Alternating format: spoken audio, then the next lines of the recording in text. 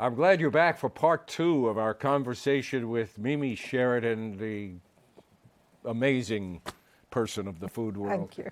And last week we were talking about tweets, and we're going to talk mostly now about her book, Thousand Foods to Eat Before You Die. But there was another tweet you just put out recently about how you got to this wonderful age of 90 and was celebrated recently by all the royalty of the food world in New York at a wonderful party.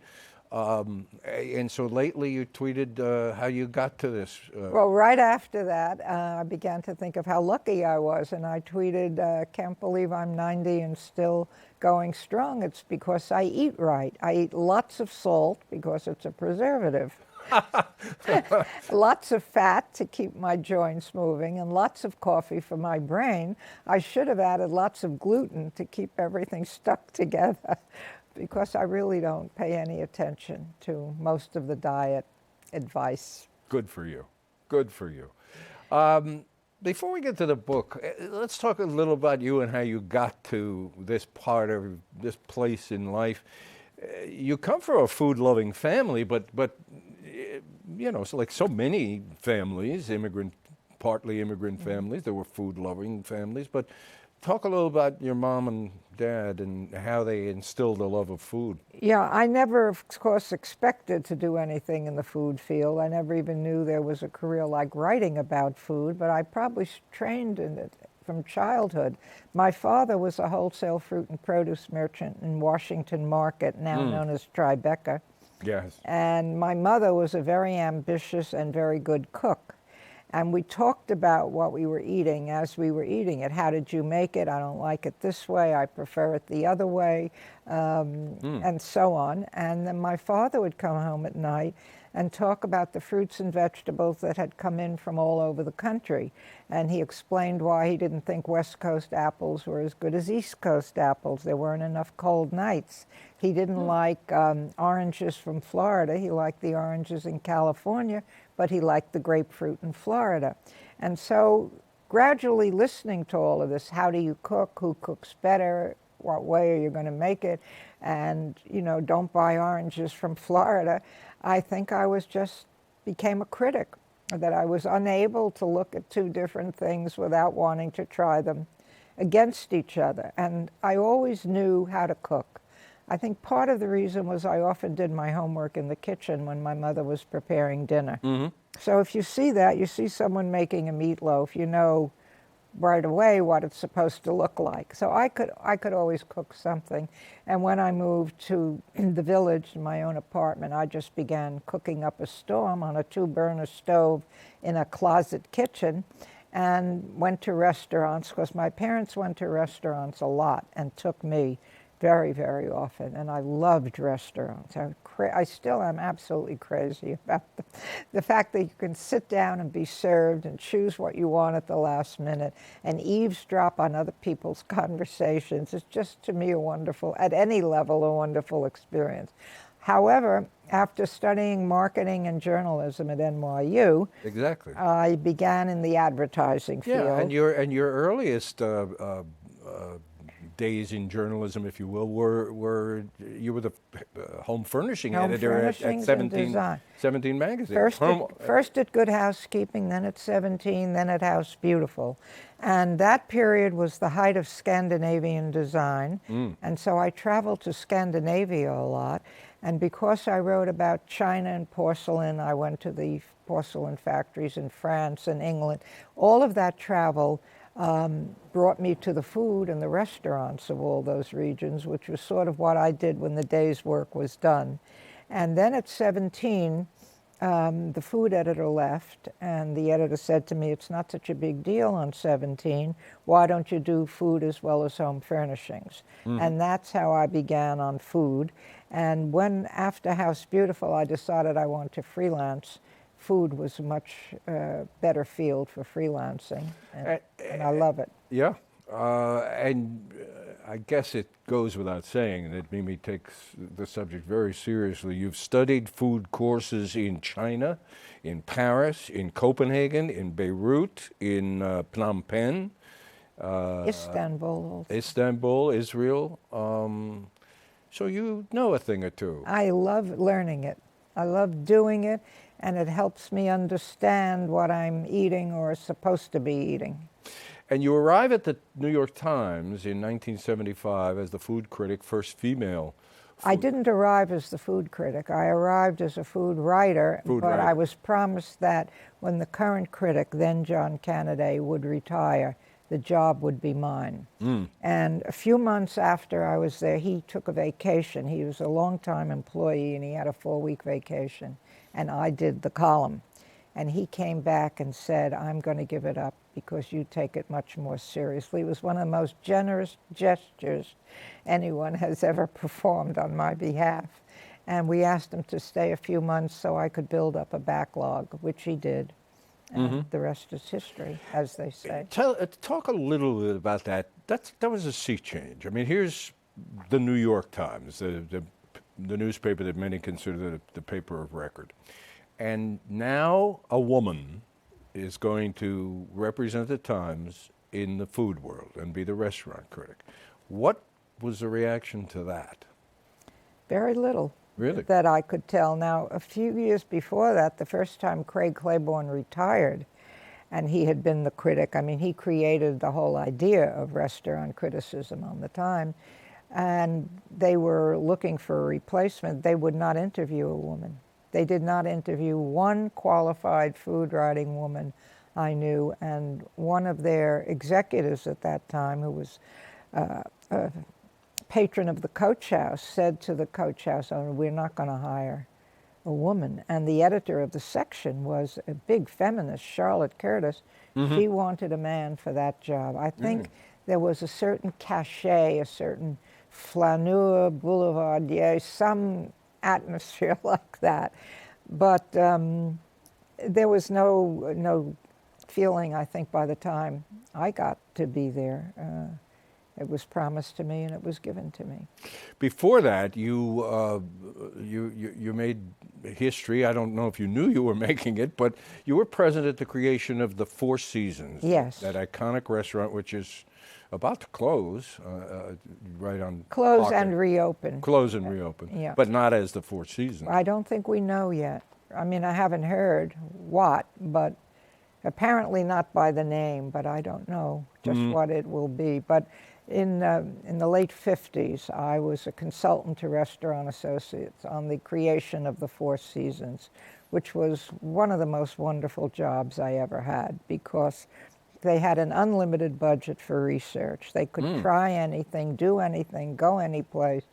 And Joe Baum, the creative force, who was the Cecil B. DeMille of restaurateurs, I think, just had a wild imagination, and it was great fun to be able to create from that standpoint. And you were doing, among other things, menu research, Yeah. which meant you and a few others got to sample before the restaurant opened all of the things that they were putting on the, or thinking of putting on the menu, and course after course. Every day for a month, 5 days a week, in the banquet rooms at the Hotel Lexington, where they were all already operating the Hawaiian room, so they could use the banquet. We did 35 dishes a day, going right down the menu. Really? Cold appetizers, hot soup, salad. I mean, the works, course by course, critiquing, saying, well, I don't like it with sage. Why don't you try it tomorrow with rosemary?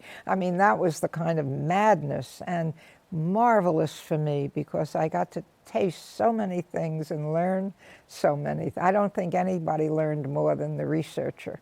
Right. And then the other part that was fun was the unofficial opening, where we were all asked to go as often as possible, bring guests, and order from the menu to put the kitchen through its paces.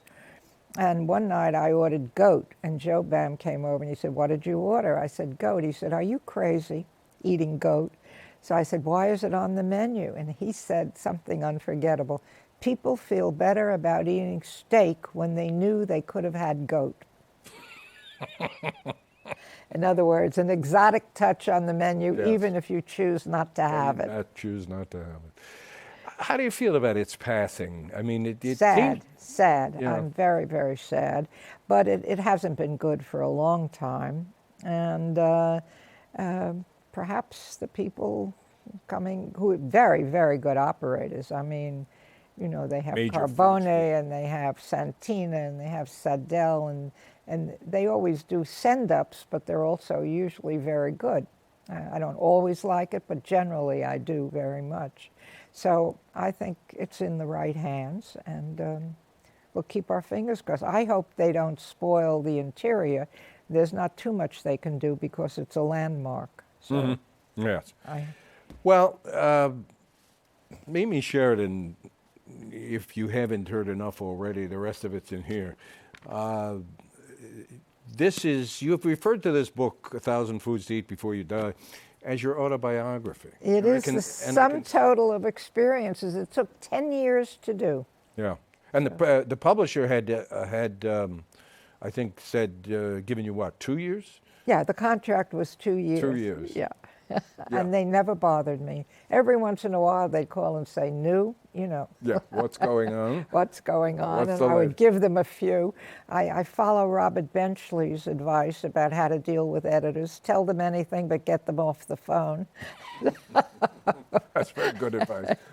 This is a wonderful encyclopedia and personal view of food, but it's also a book about wanderlust, your wanderlust, and the travels you've undertaken to explore, to learn about, and sample food. It's been a great handle to culture, to make friends abroad and to learn about the customs and philosophies of many people. And while most of the things in the book are inspired by ingredients or particular dishes, there are inspirations from films and paintings and books. Yeah. The marvelous film about the Grand Bouffe, about three very wealthy French bachelors who decide to eat themselves to death in a villa outside of Paris over a weekend. And I have taken dishes that I remember from that film and put them in the book. And there was also a novel by Jorge Amado called Gabriela Clove and Cinnamon, about a wonderful woman in Bahia and how she went to the market and what she bought and what she prepared.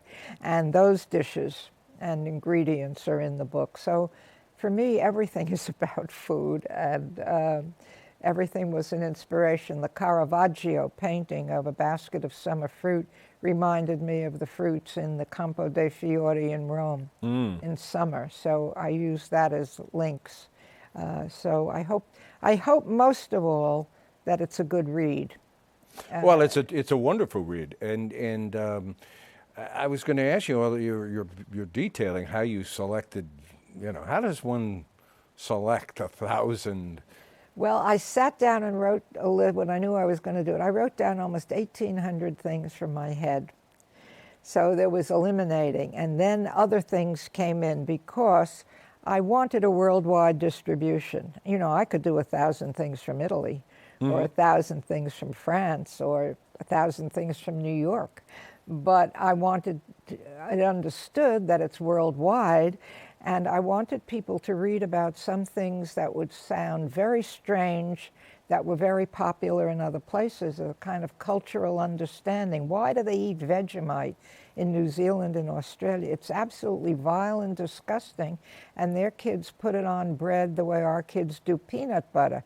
So you have to think, well, you know, there's all kinds of ways of coming at aesthetics. So that meant some things went to make room for others, and I didn't want 18 chocolate cakes, you know. So in the end, and the editors were spectacular at Workman. I have never worked with editors like that, who helped me keep the balance, who fact-check every agonizing thing, because everything in the book is available in one way, or it's either a restaurant or a shop or online or a recipe for making Which it. you point out at the end of each. And that's what took 10 food. years, because when you take that long, sources you have at the beginning go out of business. We're still updating it. We're having a new printing. For example, SD26 is not here any longer, and that was the source for one of the dishes, so I had to find someplace else, and not only find someplace else, but with the same number of characters, so that so that it So would the fit in page this- won't have to be redone. That's interesting. I imagine when this came out, just one after year the ago. after the euphoria of completing this, did you ever go, "Oh, gee, I should have put in this and I forgot"? Yeah, one of my favorite dishes in the whole world. And when the galleys came through, I said, I don't see the entry for Mapo tofu. And my editor said, you never gave me Mapo tofu. What is that? And I went to my original list, and there it was. It's a Szechuan dish of soft cubes of lovely fresh tofu cooked with incendiary spices, ground pork, tree ear mushroom. It's my favorite Chinese dish. And I forgot it and left it out. And I said, I maybe owe the world a whole book on Mapo tofu. Well, you almost make it. I can't get a taste for tofu, but you almost make it sound appetizing. Oh, it's just with that sauce. You could eat Kleenex in that sauce, and you would love it. I don't think I'll try that, but I take your point. I was looking through the Italian section, among others, but I mean, I sort of read that first. My background, my father was from southern Italy, and we come from the land of the red sauce, but I think it's unfairly demeaned southern Italy cuisine. I agree. And Lydia Bastianich has said that. She's been very good about respecting the Italian-American cuisine, and she's done a series of television shows on it and a book, because when it's done well, it's marvelous. I think what happens is sometimes it isn't done well, and then the whole Very cuisine often. gets it. Yeah. Yeah, I mean, tomato sauce is a delicate matter. I mean, it's essentially just olive oil, garlic, and good tomato, San Marzano tomato. Yeah. And I suppose places try to skimp on the oil or the tomatoes, I suppose, mostly, using perhaps not the best tomatoes, maybe not even fresh, not Right. fresh, but I mean, Yeah, the real San Marzano canned tomatoes are marvelous. But of course, with every cuisine, the people, and I have found this to be true of the southern part of most countries, it's the poorer people who come here first, and they open their restaurants, and they're doing the simple cuisines they knew at home. So they're not sophisticated, and I guess some just do it better than others. Northern Italian cooking, we didn't even begin hearing about that very much till the 60s, when suddenly you heard about Milan, and you heard about fettuccine Alfredo, or you heard about risotto. Those were not what people were eating in Italian restaurants much before that. Romeo Salta, San Marino, those places came along with the more sophisticated northern, and Romeo really did a lot of southern cooking too, but in the most gourmet possible way, finishing the pastas at the table. He was a master at making zabaione at the table. It was just unmatchable. And so we began to get a different view. And similarly with India, we only had the cooking of southern India, and suddenly in the 70s we heard of Mughlai cooking, of tandoori cooking. That's not what the little places in the theater district were doing until then. So that's what I like about the South. Germany too, we know Bavarian food. We know very little about the more elegant cooking of northern Germany. And my book, The German Cookbook, which came out in October 1965, has never been out of print for a minute, has just been reissued in a 50th anniversary edition by Random House, to which I added restaurants and food sources in Austria and Germany and the United States, and that was not in the original book. But the German cuisine is now being recognized more because we're seeing northern dishes, we're seeing it stylized at places like Waldsee and Blaue Gans and the Neue Gallery. And I think we're really beginning to see another aspect of it. I was interested in paging through, especially the Italian section, to learn some things. One being the spaghetti carbonara, which is not never been a favorite of mine, but now I understand why. Because it's prepared all wrong. Here it generally has cream. Sometimes it has sautéed onions, which is not what it was about at all. It was about bacon and eggs and cheese. There are two stories of its origin. One, that it was created when a lot of American soldiers were in Rome, and they would go into the restaurants and ask for spaghetti and bacon and eggs.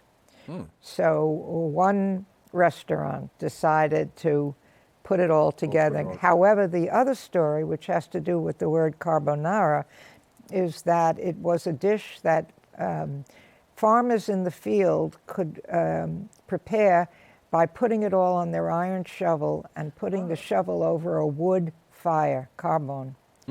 So those are two stories, and you can take your pick and eat it because it shouldn't have cream. Try it at Sandro. He does it very, very well. Sandro does so many things well. A restaurant on 81st 81st between and 1st 2nd. and 2nd. Yeah. And one of the things is a pasta that I don't think I don't know if I should generalize, but you don't see it on menus very often, cacio e pepe. It's basically just cheese and pepper. Yeah, it's quite popular now. It's done very well at Upland also. It's also done very well at Lupo, but nobody does it quite like Sandro. And that's just cheese and pepper. It's carbonara without the egg, essentially, and it's a sticky, and the pepper has to be coarse, and there has to be a lot of it.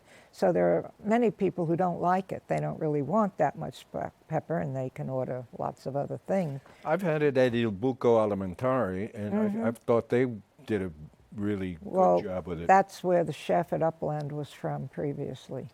He was the chef at Buco Alimentari. And there is a restaurant called Cacio Pepe on 2nd Avenue around 12th or 13th Street. And they do it very well. They present it in the hollowed Parmesan shell, and they mix it up in that, so the cheese gets in it that way. And I've had it done that way in Parma, in Italy. It's quite a thing to bring it out with the cheese as the bowl. I was just charmed that you pointed out among Italian dishes, leftover bread can be a wonderful part of a meal, and it has a lovely name in Italian, panzanella. It's a salad. It's a salad. Yeah, with tomato and green pepper and onion, but they also do it wonderfully in this heavy Tuscan soup called ribollita, which uses leftover bread too. And so ribollita is it's a meal. It definitely is a meal. I spent a winter in Siena and Florence years ago and ate a lot of ribollita and was happy to have it because it gets it's piercing there. Yeah, it's damp and cold and piercing. The heat in the apartments and villas isn't very good, or it can be good, but it's going to cost a lot to heat up a place. In traveling the world, you've written about so many things, including the great markets in some cities, and I take particular pleasure in your thoughts on that because of the particular pleasure I took years ago visiting Barcelona and going into the Boqueria. It's an experience that I don't have adequate words to describe. Maybe you can do it justice. The Boqueria in Well, all of them are so theatrical and so vibrant. There's such food excitement. There's food all around you. You smell it, see it. In some great markets, as I've just come back from London, the Borough Market, it's full of free samples. So you can have an oyster and you can have a bite of cheese. But most of all, I think it's the life of the people that you see in those markets. Exactly. At an activity tourists do not often get to see because that's real. There are not too many markets done for tourists. That would be too complicated. Maybe some of the floating markets in Bangkok might be a little bit for tourists, but otherwise it's what the city lives on. From a practical standpoint, you learn a lot about new foods you don't know about, so when you go to a restaurant you know what you're ordering. Especially exciting with fish in markets around the Mediterranean, where there's so many varieties. I mean, even squids have 12 names in Italy, depending on the size. Right. And there are a lot of things you can eat ready prepared. I always travel with a knife, fork, and spoon camping set, so if I buy something and take it back to my room, I don't have to call room service for a fork and knife. And then you see certain mores of the people. If you're in a big market in Scandinavia, you will never hear bargaining. If you're in Sicily, you will never hear anything but. Or in Egypt at the great Khan Khalili, which is one of the world's greatest markets. I mean, it's part of their life, part of their entertainment, and I think they're disappointed if you don't bargain with them, like say no and walk away, and then they run after you. And that happens in China. Even now it happens in China. So you're in the life of the city, and if you love food, you go crazy because you want to eat everything. And I just think it's a wonderful sight to see. And the experience, you know, is so educational and as you point out, and so many other things. And for instance, at the Boqueria, we discovered that just as you go in the entrance, there was a little counter. It's sort of like in the old, you know, drugstores in this. You had 12 stools, and they, you know, it was you could sit down and have something. Right. They didn't understand English, and yet every morning we went to breakfast at that and had wonderful things. And the fellow behind the counter, who was I think then in his 80s, you know, just appreciated the visit of a tourist from wherever. Yeah. And in a sense, in essence, was saying, "Here, I will make you a good breakfast. Just trust me." And he did. Yeah. Of course, there's also a tension in the market. The real shoppers, the people who live there and are buying food, they're anxious to get the food for their family at prices they can afford. The vendor has highly perishable things for the most part that he must get rid of.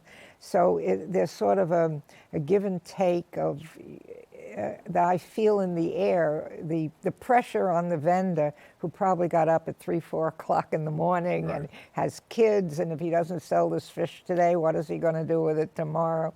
So I like that aspect of it too. There are 2 fabulous markets in Athens. One is a meat hall, and next door the fish hall. And I just have never been in anything more exciting, because as in most of Europe, especially the Mediterranean, whole animals are hanging up and whole digestive tracts still in one piece are hanging up. And it's bloody, and I think of Soutine and Rembrandt and their paintings of sides of meat. So I just would rather go to that than a museum, to tell you the truth.